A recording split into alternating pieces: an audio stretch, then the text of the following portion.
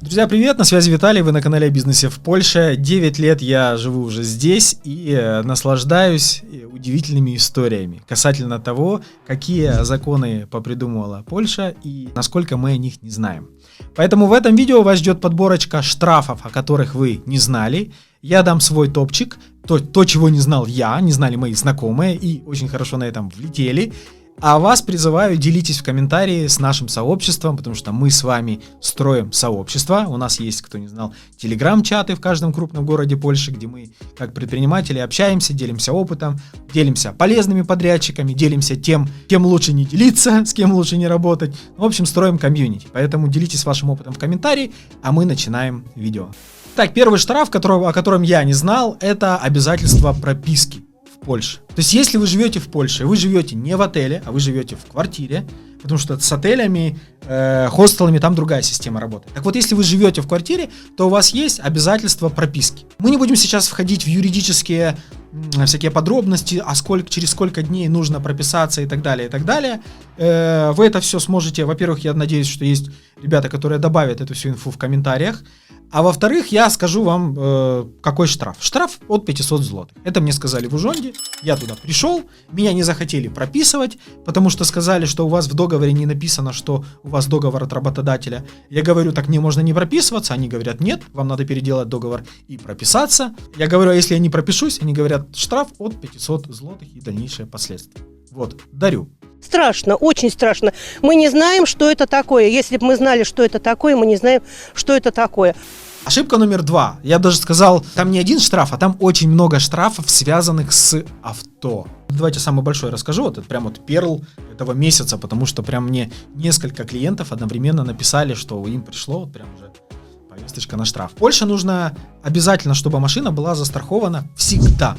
Ездите, не ездите, 2 года она стоит у вас просто на паркинге и не заводится. Если это транспортное средство, оно вот как не хлам, а транспортное средство зарегистрировано, да, с номером, и оно зарегистрировано на вас, вы владелец, либо даже не зарегистрировано, но куплено на вас, просто договор купли-продажи, оно обязано быть всегда застраховано. Да что ты, черт побери, такое несешь? Какие штрафы, вы скажете? Вот у меня знакомый, допустим, на 1 день проштрафил, вот эту штуку, то есть даже не то, что он, ему страховой брокер, он ему просто как бы неправильную дату вписал, 1 день, штраф 1200 злотых. Вот. Второй знакомый купил машину и не застраховал ее, и потом там через 10 месяцев куда-то решил поехать, ее застраховал на этот месяц, и ему прилетел штраф на 6600. 6600 злотых за 10 месяцев не застрахованной машины. При этом страховка ему бы обошлась в 1500 злотых. Ну и там как бы с машинами очень много всяких страшилок.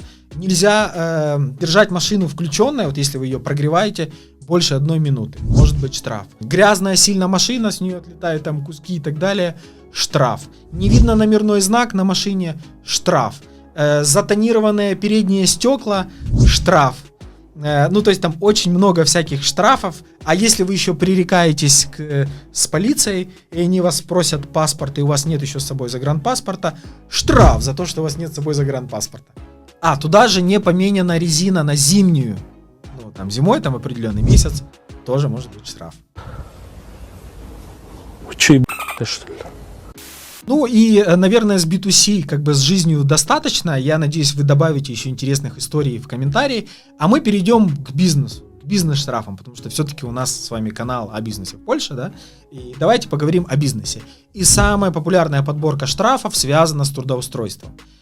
ПИП, Панствовая инспекция працы и пограничная служба, эти ребята самые активные, они часто знают русский язык и иногда даже украинский, они как бы не боятся проверять, если им что-то не нравится, информацию. Так вот, платите человеку деньги, как бы нелегально, понятно, что будет штраф и может быть там вплоть до запрет, что вам в будущем не выдадут разрешение на работу, в принципе, вам. Даже если вы фирму поменяете. Вплоть до депортации, если вы работаете без разрешения, то вплоть до депортации. Дальше. Не платите человеку, а должны были платить, а платить надо до 10 числа следующего месяца, если другое не предусмотрено договором. Тоже может быть штраф для вас, как для работодателя. Дальше. Взяли разрешение на работу, не знаю, на полставки, а работаете полную ставку.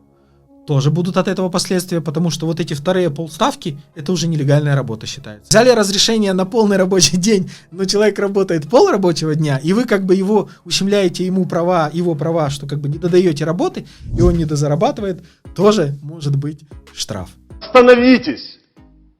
Вот сотрудники — это раз. Второе — это защита персональных данных. Вот это вот тема, которая была пару лет назад с РОДО, GDPR-политика, да, она осталась, она как бы никуда не делась. Понятно, что она как бы мимо кассы для многих прошла, но тем не менее договора с сотрудниками выросли там с одной странички там до 2, как минимум больше, потому что в них появилась эта клаузуля о охране персональных данных. На сайте у вас должна быть галочка и там политика обработки персональных данных.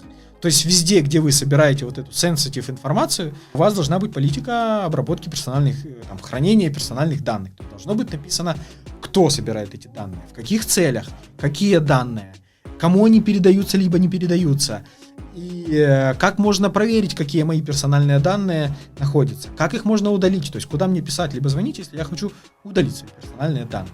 И если у вас этого нет, то штрафы даже, боюсь говорить, какие.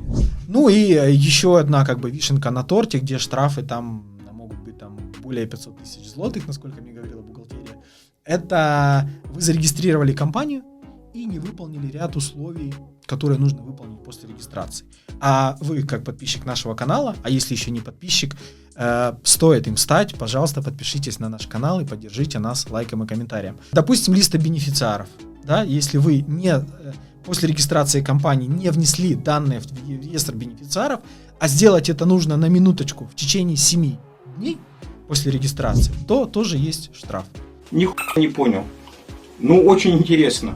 Ну вот, только что вычитал штраф, я думал 500 тысяч злотых, я вам наврал, до 1 000 000 злотых штраф за простую вещь, не внесение и не актуализацию данных в листе бенефициара.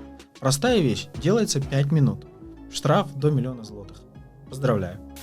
Именно поэтому мы нашим клиентам после регистрации компании даем оттакенную таблицу с тем, что нужно сделать после регистрации фирмы. И вот о листе бенефициаров мы предупреждаем 3 раза. Мы им пишем текстом, вставляем в чек-лист, еще и видео записываем на эту тему, чтобы проговорить про тех, скажем так, смертельно важных вещах, которые обязательно нужно сделать после регистрации. Потому что регистрация компании — это только начало хозяйственной деятельности. Есть еще очень много процессов и задач, которые нужно решить. Да? А если вам интересно, что именно, пожалуйста, обращайтесь к нам на консультацию, на регистрацию. Мы с удовольствием вас поможем и уменьшим ваши риски.